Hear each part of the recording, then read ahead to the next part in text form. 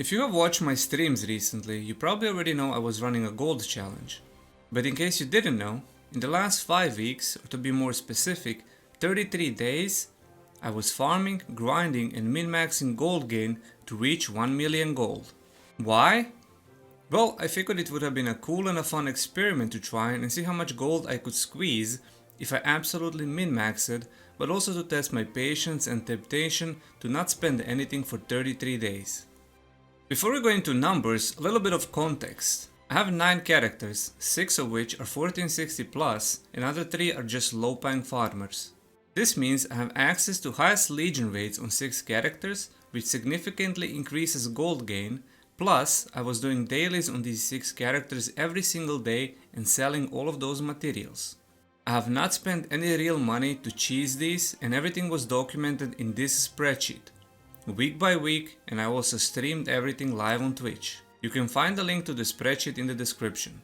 I started first week with 51 gold and ended with 171,000 gold. But in only 6 days, due to reset day being under 24-hour extended maintenance, meaning I started the challenge on Thursday.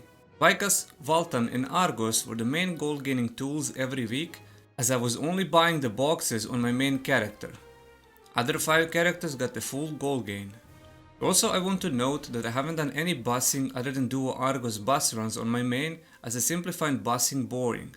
That first day I was able to sell a 30k accessory that dropped in one of the raids. On top of that, I was selling all the tradable materials every single day, so depending on the materials gain and the prices changing each day, the profits were also different. During those first few weeks, we also had a Mokoko gold event, so in couple days I was able to hit the 5k jackpot. Week 2 was pretty much the same thing, just as you can see the profits are different due to various RNG things that I would drop. Either a legendary engraving book, ability stone, accessory, or anything that had any value and was tradable got sold. The week started with 171,000 gold and ended on 414,000 gold, which was the highest gold gain week due to sheer amount of RNG that I was getting. Weeks 3, 4 and 5 had the same principle applied, but they were very average due to not getting too many lucky drops and only having to rely on raids and materials to gain gold, with an average of 30k gold per day. Also, in weeks 4 and 5, Cuckoo was out, so my 3 1475 plus characters would not gain any Argos gold and I didn't want to bus as it's boring. And now onto the fun part, spending 1 million gold. I have purposefully kept all of my DPS alts with legendary accessories and 4x3 engraving setup, so I can spend these 1 million gold on gearing them up with relic accessories and 5x3 engraving setup. Since I already had a legendary grudge and all of my DPS alts could run Curse Doll, I decided to spend first 180,000 gold on 20 Curse Doll legendary engraving books. This would later on enable me to get cheaper accessories, as I wouldn't need to go for a plus 3 class engraving accessories, which, let me tell you, were way more expensive than a plus 5 class engraving accessories. First in line was a War Dancer, and since I play back attack first intention build, I already had a 7-7 Ambush Master Raid Captain Stone ready.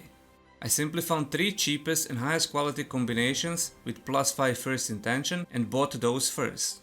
With a 7-7 stone, I had a free plus 3 slot, which meant I can focus on getting highest quality either earring or a necklace. And this is what I ended up going with, and since I already had 100 plus Fions from events and login rewards, getting 5 War Dancer accessories costed around 170,000 gold. The same gearing principle was applied to other alts as well.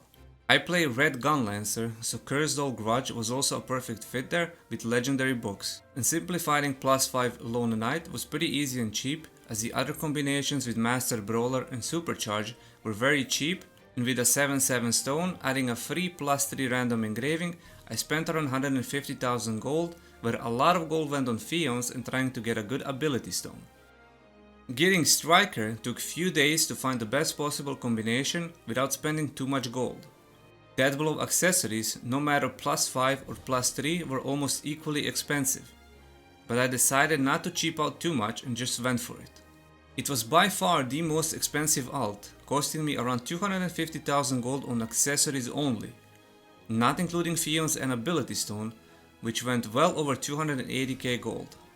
The gearing principle was the same as before, but I am happy with the quality of the accessories I was able to get for the prices I paid. I left Artillerist for the last mainly as I didn't know if I should gear him up now or closer to the new patch. In case you didn't know, Artillerist had a major rework of class engravings, splitting the current double class build into two separate builds. Running any of those two builds would make the class weaker until the new patch, but the prices could also go up closer to the patch. I decided to gear it up, making it much weaker in the current patch as I went for a barrage enhancement build. I applied the same principle with gearing, but I only had around 240,000 gold left. Luckily, I didn't need to cut many stones to get a 7-7, and I was able to find 5 accessories for around 210,000 gold, which left me with around 30,000 gold that I spent on honing my main. This challenge has shown me that it is fairly easy to gain a lot of gold each week if you have a several higher item level alts, but also how expensive blue crystals are, which you need for Fions, how stupidly frustrating the RNG is on ability stone cutting, and how expensive any +5 or +3 class engraving accessories are. Hopefully this shows you a couple of different ways you could potentially gear your characters to maximize the quality and minimize the cost of accessories while not losing the motivation to play the game. Don't get discouraged seeing my roster or amount of gold I'm able to generate weekly. I play a lot and I grind a lot, and I have put a lot of time into the game to be able to have what I have. I hope you guys liked this video. It took 33 days of grinding and farming to even be at this point where I can finally make a video about it. If you have any questions or concerns, let me know in the comments. Thank you for watching, stay safe, and as always, I'll see you in the next one.